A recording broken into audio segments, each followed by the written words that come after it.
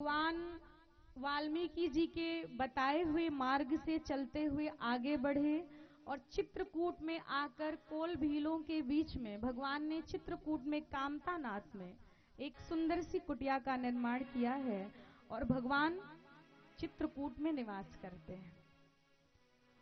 सारे ऋषि मुनि साधक तपस्वी सब भगवान के दर्शनों को प्राप्त करके अपने नेत्रों को धन्य कर रहे हैं, नेत्रों का फल प्राप्त कर रहे हैं, सब प्रसन्न हैं। भक्तों, कोल भील जाति के सभी प्रेमी आकर भगवान के दर्शनों को प्राप्त करके अपने आप को अनाथ से सनाथ महसूस करते हैं कि मानो अब तक हम अनाथ थे, अब हम सनाथ हो गए प्रभु। और दोनों में भर भर कर कंद मूल फल भगवान के चरणों में अर्पण कर रहे हैं कि भगवान और कुछ तो है नहीं, लेकिन भगवान हम आपको यही प्रदान करते हैं। और प्रभु भी बड़े प्रेम पूर्वक उन कोल भीलों का दिया हुआ उपहार ग्रहण कर रहे हैं, प्रसाद पा रहे हैं। क्यों? क्योंकि राम ही केवल प्रेम पियारा, जान ले हूँ सो जान लिया। राम ही केवल प्रेम पियारा, जान ले हूँ सो जान लिया। हरि अनंत हरि कथा अनंता, कहि सुनहि बहुविध सब संता।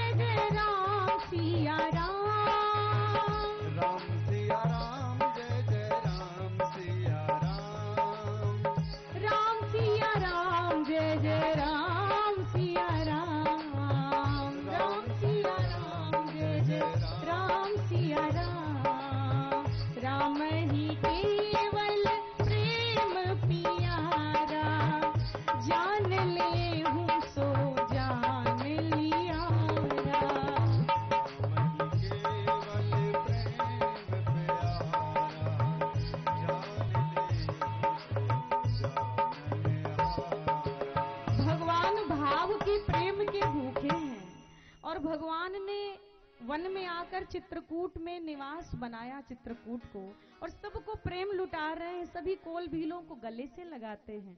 कोई काले हैं, किसी के शरीर से पसीना चू रहा है, किसी के फटे वस्त्र हैं, धूल लगा है। ऐसे मैले कुचैले वस्त्रों को धारण करने वाले कोल भीलों को भगवान बिना किसी भेदभाव के हृदय से लगा रहे हैं। भगवान जैसा करुणा में दया में वास्तव में संसार में कोई नहीं है, पूरे जगत में कोई नहीं है। एक प्रसंग आपको श्रवण कराएं। संत एकनाथ के जीवन की एक घटना है। संत एकनाथ के जीवन की एक घटना है कि एक बार पितृपक्ष में संत एकनाथ जी ने पितरों के श्राद्ध हेतु तरह तरह के पकवान बन रहे थे, श्राद्ध कर रहे थे बंधुओं। अब बेचारे गरीब हलवाई मजदूर जो घर में आए उनके पकवान बनाने के लिए, तो पूड़ी मालपुआ छान रहे हैं, खीर रबड़ी मलाई पकौड़ी रसगुल्ला बर्फी तरह तरह के व्यंजन और पकवान बन रहे हैं।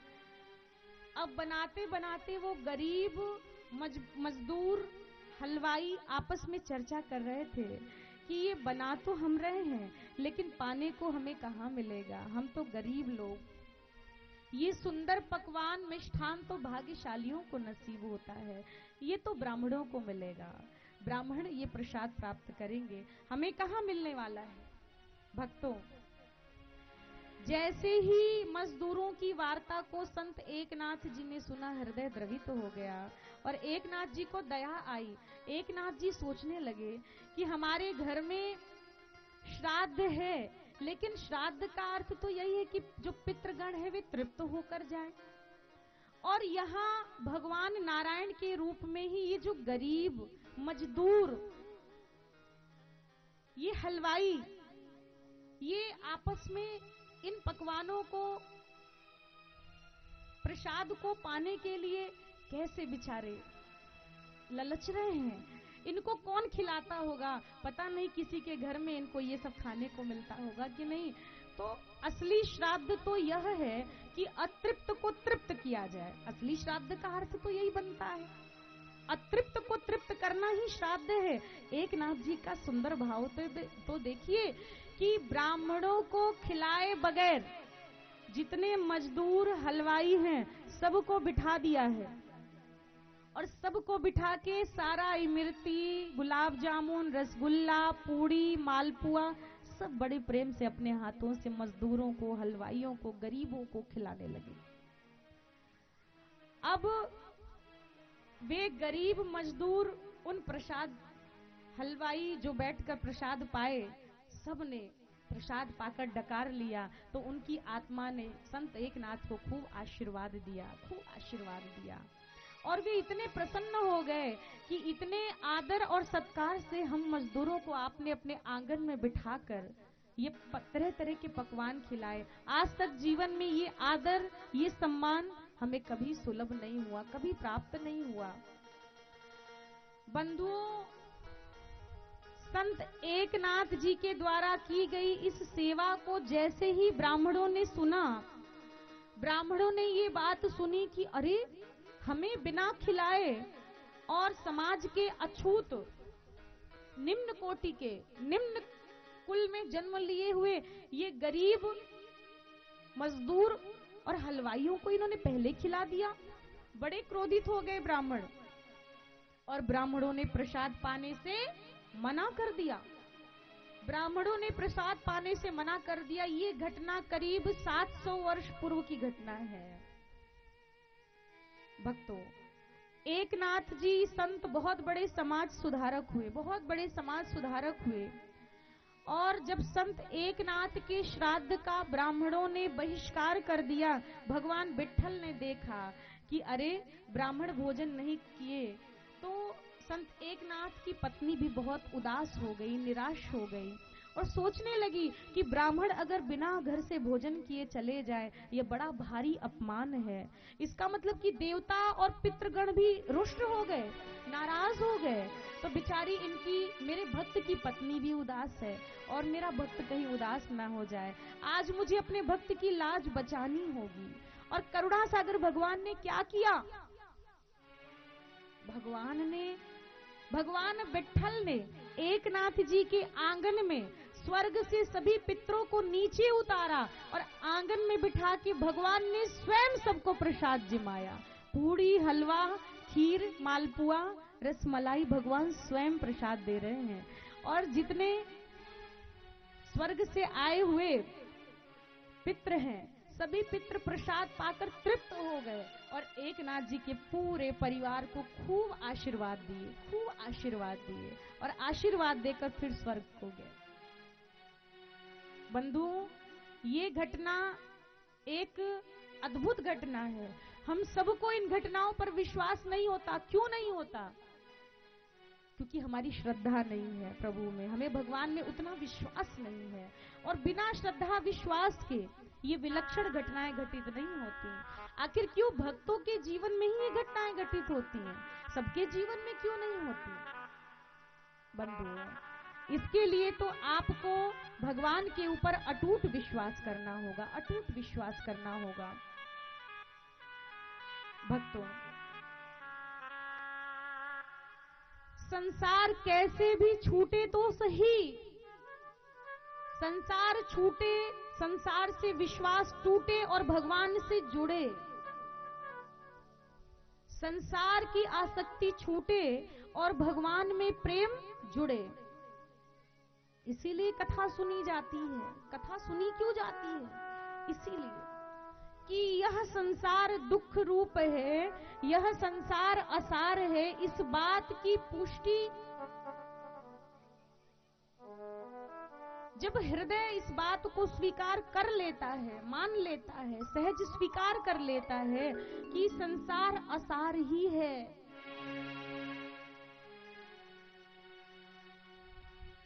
भागवत में मंत्र है और इस मंत्र को पढ़कर एक महान संत मध्यमा की पढ़ाई कर रहे थे और उनकी सारी पढ़ाई, सारी शिक्षा, सारा ज्ञान, सब कुछ इसी मंत्र को पढ़कर पुष्ट हो गया।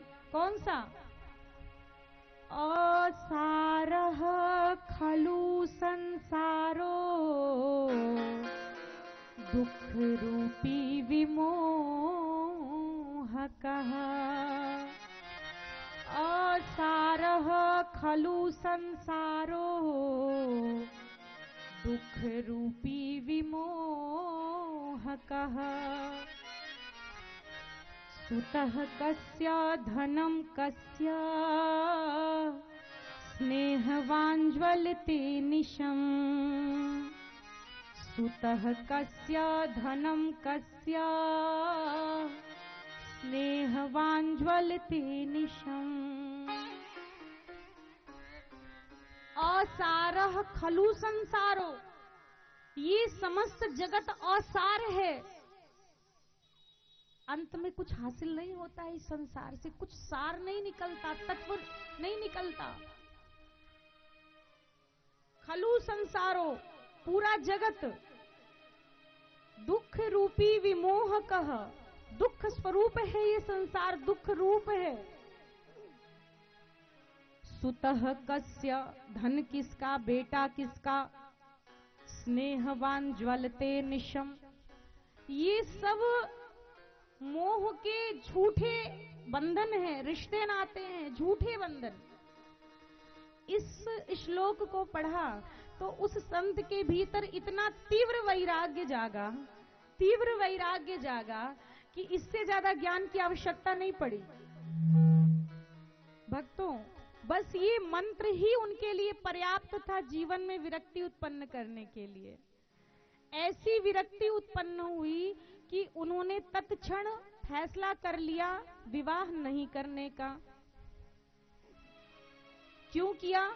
क्योंकि इस संसार में जब कोई अपना है ही नहीं तो विवाह किसके लिए किया जाए? बालक क्यों हो? क्योंकि इस मंत्र में स्पष्ट कहा जा रहा है, सुतः कस्य धनं कस्य स्नेहवाञ्ज्वलते निशम्। न पुत्र अपना है, न पत्नी अपनी है, न पुत्री अपनी है। संसार में कोई भी हमारा नहीं है। और वे बहुत बड़े महान संत हुए। जीवन उन्होंने ठाकुर जी को अर्पण कर दिया, सेवा के लिए समर्पित कर दिया। और भक्तों, ऐसे महान संत के जीवन के विषय में सुनकर हमारे भीतर भी वैराग्य जागे। इसीलिए कथा सुनाई जाती है कि ये प्रसंग आपने सुना तो थोड़ी देर के लिए आपके भीतर तो ये भाव, वैराग्य का भाव जागे। भक्तों, भागवत में गौकर्ण जी महाराज भी अपने पिता आत्मदेव को यही बात समझा रहे हैं। पिता आत्मदेव जब बेटे धुंधकारी के उपद्रवों से इतने दुखी हो गए, धुंधकारी व्यभिचार में प्रवृत्त हो गया, गणिकाओं को बाजार से घर में लाकर बिठा दिया, घर के सारे बर्तन, सोना चांदी सब बाजार में बेच दिया और माँ की पिटाई करता, गाली गलौज करता, पिता को अपमानित करता।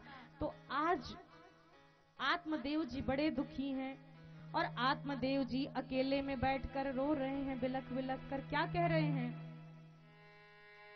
क्व तिष्ठामि क्व गच्छामि को मे दुःखं व्यपोहयेत् प्राणान् त्यजामि दुःखेन हा कष्टं मम संस्थितम्। हे भगवान, कहाँ जाऊं, कहाँ बैठूं, अपने जीवन की व्यथा, इस कष्ट को, पीड़ा को मैं किसको सुनाऊं? हे भगवान, ये कष्ट, ये पीड़ा मैं किसे सुनाऊं? कौन है जो मेरे हृदय की इस पीड़ा को समझेगा? और आत्मदेव जी आज सोच रहे हैं कि ऐसे जीवन से तो अच्छा है कि मैं अपने जीवन का ही त्याग कर दूं। अरे ऐसे जीवन से तो अच्छा यही है कि इस जीवन को समाप्त कर दूं। और भक्तों, प्राणांस त्यजामि दुःखेन, इतने दुखी हो गए, इतने दुखी हो गए आत्मदेव जी की आज प्राण त्यागने की भी सोच रहे हैं कि जाकर के कहीं मर जाऊं, यही ठीक होगा मेरे लिए। भक्तों, आत्मदेव जी पहले भी रो रहे थे। क्यों रो रहे थे? बेटा नहीं है। बेटा नहीं था तो जंगल में मरने गए थे, सर पटक रहे थे। वो तो संत ने कृपा करी और फल दिया, लेकिन उस फल के परिणाम स्वरूप तो गोकर्ण जी महाराज का प्राकट्य हुआ, जन्म हुआ। और उसकी माता धुंधकारी ने फल नहीं खाया, तो उसकी बहन ने जो पुत्र दिया वो बड़ा दुष्ट निकला, नालायक धुंधकारी। भक्तों, बेटा नहीं था तो भी मरने जा रहे थे, आज बेटा है इसलिए मरने जा रहे हैं। देखिए, जीव हर हाल में दुखी रहता है। कोई चीज नहीं है तो रो रहे हैं, तो दुखी हैं, और कुछ है तो क्यों है इसके लिए भी दुखी हो रहे हैं। तो सुखी कब होएंगे? विचार करें, सुखी कब होएंगे भाई? जब देखा गोकर्ण जी ने कि आज पिताजी बड़े दुखी हैं, तो पिताजी को एकांत में बिठाकर और समझाने लगे गोकर्ण जी कि पिताजी, आपको इस संसार में सुखी कौन दिखाई पड़ रहा है? इस संसार में आपको सुखी कौन दिखाई पड़ रहा है? कोई भी सुखी नहीं है पिताजी।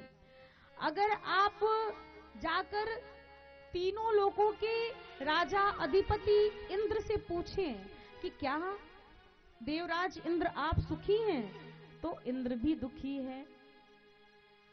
अगर हम चक्रवर्ती की गद्दी पर बैठे हुए किसी राजा से पूछें कि क्या तुम सुखी हो, तो वो भी यही बात कहेगा कि मैं भी दुखी हूं। कोई ना कोई दुख तो है। नाचेन्द्रस्य सुखम किंचिन सुखम चक्रवर्तिनः। नाचेन्द्रस्य सुखम किंचिन सुखम चक्रवर्तिनः। सुखमस्ति विरक्तस्य मुनिरेकान्तजीविनः। नाचेन्द्रस्य सुखम किंचिन सुखम चक्रवर्तिनः। सुखमस्ति विरक्तस्य मुनिरेकान्तजीविनः। मुनिरेकान्तजीविनः। पिताजी, संसार में सभी दुखी हैं, सभी के पास कोई न कोई दुख है, कोई न कोई दुख है। आप बेटे के लिए दुखी हैं, कोई बेटी के लिए दुखी है, कोई पत्नी से दुखी है, कोई माँ से दुखी, कोई बाप से दुखी, कोई भाई से दुखी, कोई बहन से दुखी। दुखी सब है पिताजी। सुखी कौन है? सुखी कौन है? जो समस्त जगत को त्याग कर, समस्त जगत के मोह को, वासना को त्याग कर, उनको पाने की इच्छा को त्याग कर, एकमात्र भगवान ही हमारे अपने हैं। सिर्फ भगवान को अपना मानकर एकांत में जो भगवत भजन करने में तल्लीन हो गया, मस्त हो गया, वही सुखी है। नहीं तो भैया संसार में सब रो रहे हैं। देहे स्थिमांस रुधिरे भीमतिम त्यज्य त्वां जाया सुतादिषु सदा ममतां विमुञ्च। पश्यानिशं जगदिदं क्षणभङ्गनिष्ठम् वैराग्य राग रसिको भवभक्तिनिष्ठः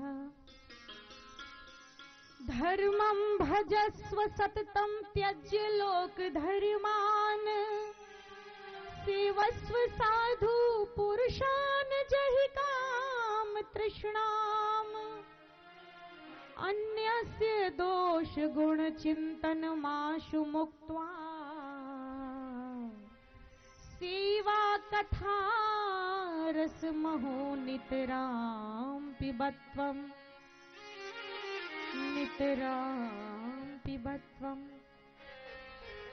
पिताजी, जीव को संसार में बांधने की दो रस्सियां हैं।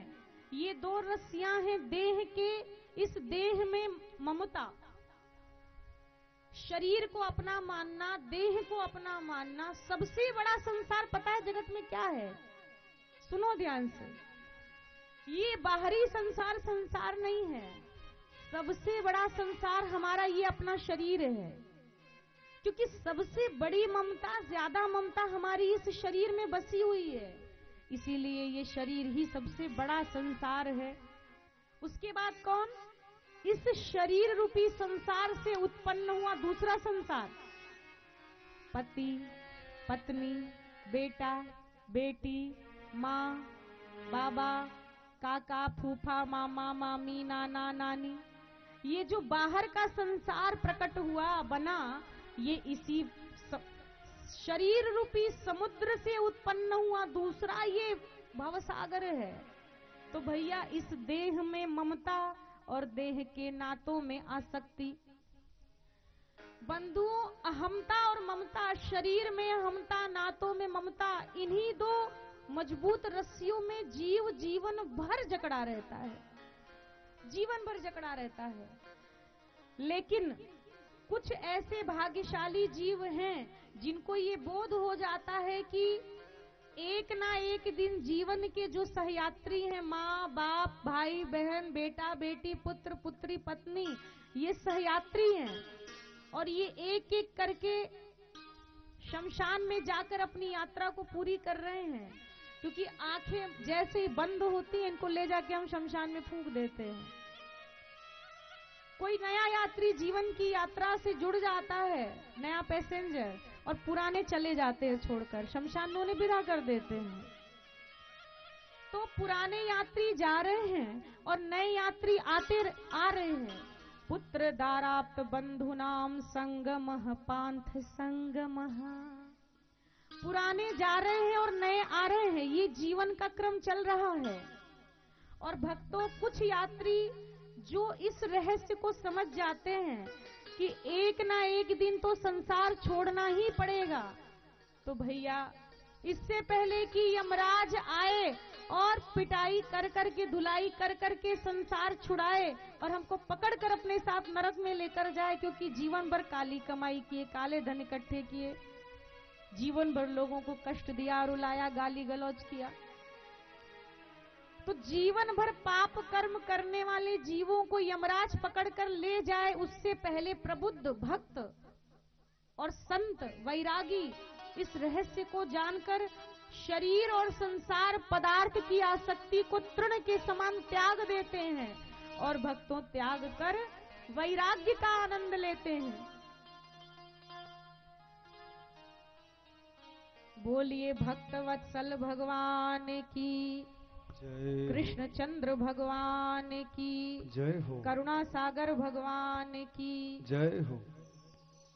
भक्तों, ध्यान से सुनिए। आप सबने ये सुनी होगी कथा, ये प्रसंग सुना होगा। एक राजा भर्तृहरि हुए।